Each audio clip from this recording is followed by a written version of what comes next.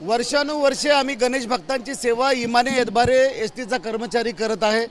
राज्यात पंढरपूरच्या वारकऱ्यांची सेवा असेल किंवा राज्यातल्या सगळ्या जत्रा यात्रा सण उत्सव असेल, दिवाळीची वाहतूक असेल, दिवाळीत आम्ही कुठल्या तरी रेस्टरूमला थंड पाण्याने आंघोळ करतो, परंतु आम्ही प्रवाशांची देव मानून सेवा करत असतो। आज नोटीस दिलेली नाहीये।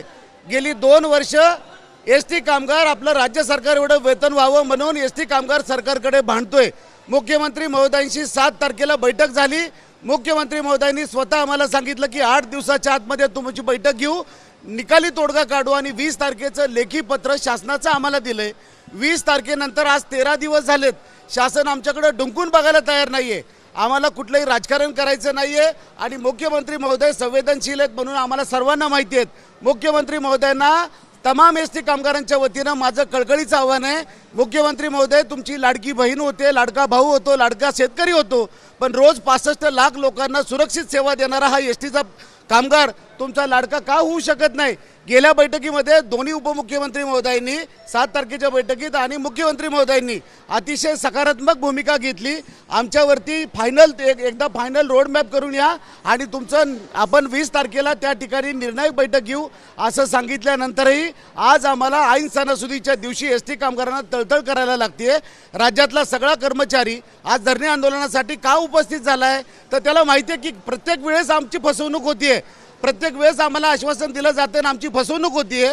खाकी कपडे आम्ही घालतो, पोलीस बांधवही घालतात, आमचे प्रमुख शासनाचे प्रमुख मुख्यमंत्री आमचे परिवहन मंत्री आहेत आणि महामंडळाचे अध्यक्ष आहेत आणि तुम्ही आमचे प्रमुख असताना आमचा पगार का कमी? मग आमच्या मुलाबाळांच्या काही गरजा नाही आहेत का? आमच्या मुलाबाळांना शाळेत दप्तरं लागत नाहीत का? वह्या पुस्तकं लागत नाही आहे का? आणि म्हणून एसटी कामगारांच्या वतीनं मी प्रवासी बांधवांची जाहीर माफी मागतोय की बाबांनो, एवढी वर्ष आम्ही सेवा करतोय ना, तर आमच्यासाठी थोडं तुम्ही सहन करा। हा तुमचाच भाऊ आहे। अगदी आम्ही भरलेल्या बॅगा भरलेल्या सोन्या नाण्याच्या बॅगासुद्धा आम्ही परत लोकांना प्रामाणिकपणे परत केल्यात। गाडीमध्ये अटॅक आलेल्या माणसाला CPM देऊन आमच्या कंडक्टर भगिनींनी जीव वाचवलेत। आमच्या चंद्रपूरच्या करुणा गोंडाने नावाच्या भगिनींनी गाडीमध्ये सेफ डिलिव्हरी केली आहे। एसटी कामगारांचं योगदान या राज्यासाठी खूप मोठं आहे आणि म्हणून जरी आता आज तुम्हाला मुंबई सेंट्रलला प्रवाशांचे हाल होताना दिसत असतील, मी जाहीर माफी मागेल, कारण प्रवासी हे आमचं दैवत आहे हेच म्हणून आम्ही काम करतो। पण आमच्या घराकडे कोण बघणार आहे? आमच्या पगारपत्रिकेकडे कोण बघणार आहे? आमच्या मुलाबाळांची सोय कोण बघणार आहे?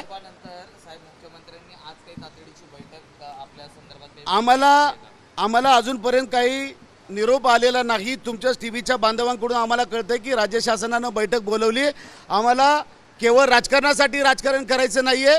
मुख्यमंत्री महोदयांनी बोलवलं तर अगदी आम्ही तिथं जाणार आणि आमची बैठक आमचं लेखी स्वरूपामध्ये आमचं वेतन हे राज्य सरकार एवढं करण्याचं त्यांनी आश्वासन द्यावं, लेखी स्वरूपामध्ये द्यावं, एवढीच आमची मागणी आहे। लेखी स्वरूपात दिल्यानंतर आपला संप हा मागे घेणार का? 100% आमचं जर राज्य शासना एवढं वेतन करण्याची लेखी हमी जर मुख्यमंत्री महोदयांनी दिली तर संप कशासाठी करायचा आहे? लगेच आमची लोक गाड्यावरती बसतील आणि कोकणला सगळ्या लोकांना गणपती बाप्पाच्या सेवेला घेऊन जातील। आम्हाला लोकांना त्रास द्यायची अजिबात मानसिकता नाही, भावनाही नाहीये, केवळ आमच्या पोटाला आग लागली आहे म्हणून हे आजचं आंदोलन आहे।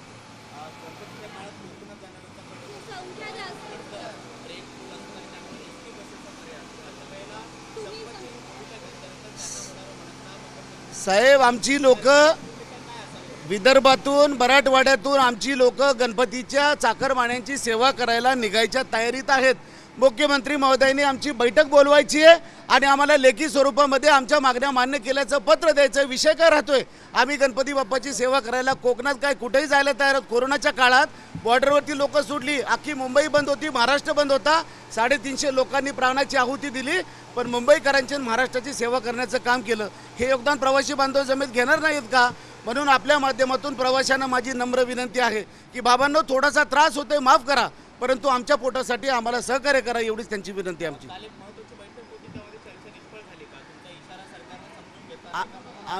आमच्या महामंडळाचे व्यवस्थापकीय संचालक डॉक्टर माधवजी कुसेकर कामगारांच्या आणि प्रवाशांच्या बाजूने आहेत। पहिल्यांदा असे VCMD आम्हाला लाभलेत की ज्या प्रवाशांच्या तक्रारी प्रत्येक विभाग नियंत्रकाला ऐकायला लावतात। अतिशय चांगल्या प्रकारचं काम चाललंय, एसटीत फायद्यात येऊ पाहते, हे त्यांचे निर्णय अतिशय चांगले होत आहेत, परंतु शेवटी त्यांना पैशाची गोष्ट येते। एसटीकडे आता स्वतःचा पैसा राहिलेला नाहीये आणि म्हणून राज्य शासनाच्याच मदतीची आम्हाला अपेक्षा आहे। आता आमचं धरणं आंदोलन आहे, राज्यातल्या सगळ्याच कर्मचाऱ्यांनी धरण्याला बसणं पसंत केलं आहे, त्यामुळे सगळे धरण्याला येऊन बसणार आहेत. आमच्याकडून कुठल्याही प्रकारे म्हणजे दंगा होणार नाही, कुठली मस्ती होणार नाही. लालपरीवर तर दगड अजिबात नाही. आमची आई म्हणून आम्ही लालपरीकडे बघतो, इतरांसारखे आम्ही नाही आहोत. आणि म्हणून धरण्याला आम्ही बसणार आहोत. जोपर्यंत आमच्या मागण्या मान्य होणार नाही तोपर्यंत बेमुदत धरणं राज्यभर चालू राहील. पण सर ज्यांना जायचं असेल, ज्या एसटी कर्मचारी या संपात सहभागी होणार असतील 35 अग्र आपली बंद असल्याची माहिती मिळते, नेमकं काय आहे? ठीक आहे, माहिती घेऊया आपण. राज्यातला एकूण जर ट्रेंड बघितला आत्ताचा, तर राज्यातले सगळेच कर्मचारी धरणे आंदोलनाला बसायला उत्सुक आहेत. हाच मेसेज आता राज्यभरातून येतोय. ज्या काही मेसेजेस येतात, टी व्हीला बातम्या दाखवल्या जातात, चांद्यापासून बांद्यापर्यंतचा एस टी कर्मचारी हा आपल्या वेतनासाठी आता धरणे आंदोलनाला बसायला तयार झाला आहे. केवळ संप करणं, बंद करणं, धरणे धरणं हा उद्देशच मुळात नाही आहे. उद्देश आहे की आमचं गारणं मुख्यमंत्री महोदयापर्यंत पोचवावं. त्यांचे कान कोण भरत असेल, कोण राजकारण करत असेल, कोणतरी म्हणत असेल की आमचे 88,000 कर्मचारी डंके की चोट पे, त्या डंके की चोट पेला मला आता सांगायचं आहे, अरे बाबा, आम्ही लोकांच्या जीवावरती राजकारण करून स्वतः मोठं होत नाही. आम्ही कर्मचारी आहोत, कामगारांसाठी लढणारे आहोत. आणि म्हणून आम्हाला कुठलंही सरकार डॅमेज करायचं नाही, मुख्यमंत्री महोदयांना डॅमेज करायचं नाही. आम्हाला फक्त आमची मागणी एवढीच आहे की आमचा पगार वाढला पाहिजे, सरकार एवढं झालं पाहिजे. एसटी कर्मचाऱ्यांचे प्रश्न हे काही नवीन नाही आहेत. विलिनीकरणाचा मुद्दा असेल, वेगवेगळे आंदोलन तुम्ही करताय, मग प्रत्येक वेळी सरकार त्याच्यावरती ठोस निर्णय का घेत नाही असं कायम आश्वासनच का? कायम हेच आश्वासनं का एसटी आणि म्हणूनच आम्हाला नामदार एकनाथजी शिंदे साहेबांच्या वरती खूप भरोसा वाटतोय. दोन्ही उपमुख्यमंत्र्यांवरती भरोसा वाटतोय. त्यांनी 7 तारखेला 2 तास बैठक तब्बल आमच्याबरोबर घेतली. अतिशय पॉझिटिव्ह त्यांची बॉडी लँग्वेज होती आणि त्यांची मतं पण होती. त्यांनी उलट आम्हाला सांगितलं होतं की एक 8 दिवसात वित्त विभागाशी बोलून तुम्ही रोडमॅप घेऊन या आणि आपण बसून मिटवून टाकू.